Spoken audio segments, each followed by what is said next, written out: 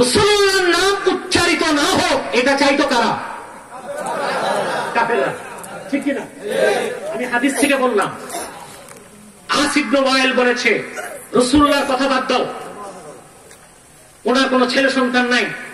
ফাইদা হালাকা ইন কাতা যিকরু, মুহাম্মদ সাল্লাল্লাহু আলাইহি ওয়াসাল্লাম যখন বিদায় নেবেন ওনার উত্তরসূরি থাকবে না, ওনার নামও থাকবে না।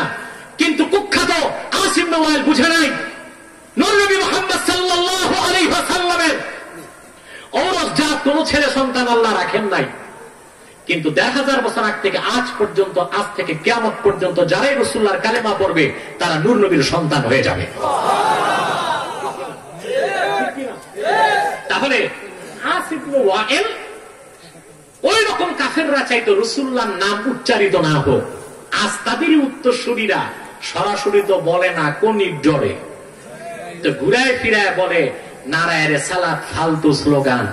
এই নারায়ে রিসালাতকে ফালতু স্লোগান যে বলেছে তার ঈমান নষ্ট হয়ে গেছে, আর তার বউ তালাক হয়ে গেছে। যদি নিজেরটা হয়, বউ গেছে, ঈমানও গেছে, বউও গেছে।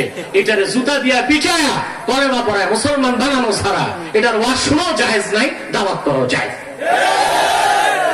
মনে থাকবে মুসলমান, কত বড় বেয়াদব।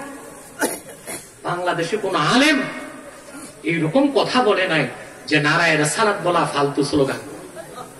নারায়ে রিসালাত মানে কি বেয়াদব জানো? নারায়ে তাকবীর হলো আল্লাহর ভক্তের স্লোগান।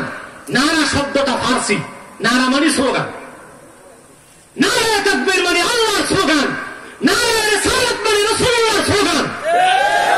যদি আল্লাহর আরশে আজিমে আল্লাহর নামের সাথে রাসূলুল্লাহর নাম থাকতে পারে, কালেমাতে যদি আল্লাহর নামের সাথে রাসূলুল্লাহর নাম থাকতে পারে, 30 বার কোরআনের হাদিসে যদি আল্লাহর নামের সাথে মুহাম্মদ সাল্লাল্লাহু আলাইহি ওয়াসাল্লামের নাম থাকতে পারে, নামাজে, খুতবাতে, তাশাহুদে, জানাজাতে, প্রত্যেকটা ইবাদতে যদি আল্লাহর নামের সাথে মুহাম্মদ সাল্লাল্লাহু আলাইহি ওয়াসাল্লামের নাম থাকতে পারে, ওয়াজে, মাহফিলে, পোস্টারে নারায়ে তাকবীরের সাথে নারায়ে রিসালাত কেন থাকতে পারবে না?